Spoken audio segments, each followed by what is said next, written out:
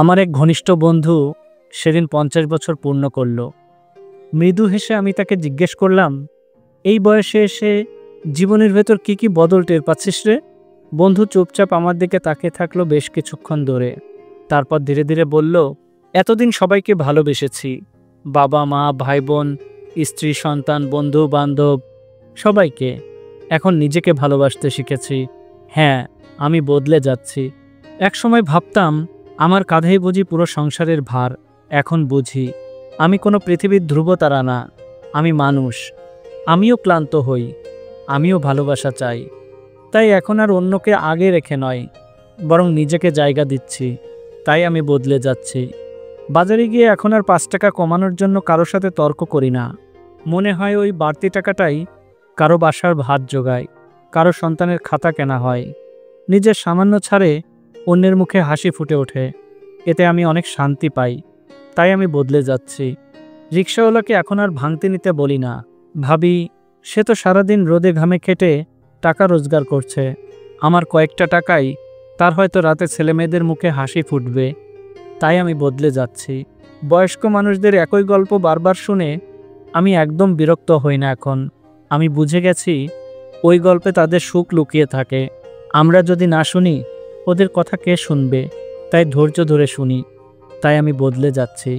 এখন আর কারো ভুলে ছুটে যায় না শুধরে দিতে। কারণ আমি বুঝে গেছি পুরো পৃথিবীকে ঠিক করার দায়িত্ব আমার নয়।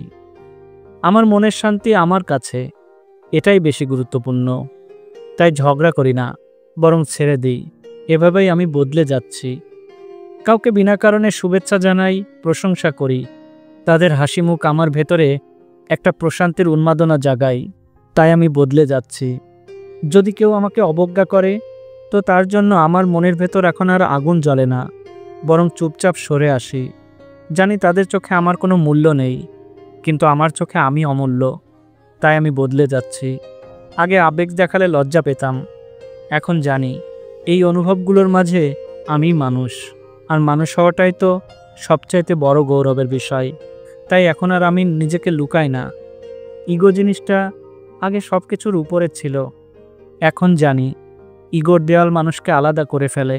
তাই আমি এখন সম্পর্ক বাঁচাতে আত্মসম্মানের সঙ্গে আপোষ করতে শিখেছি। দিনের প্রতিটি মুহূর্ত এখন আমি উপভোগ করি। ভাবি, যদি এটাই আমার শেষ দিন হয়।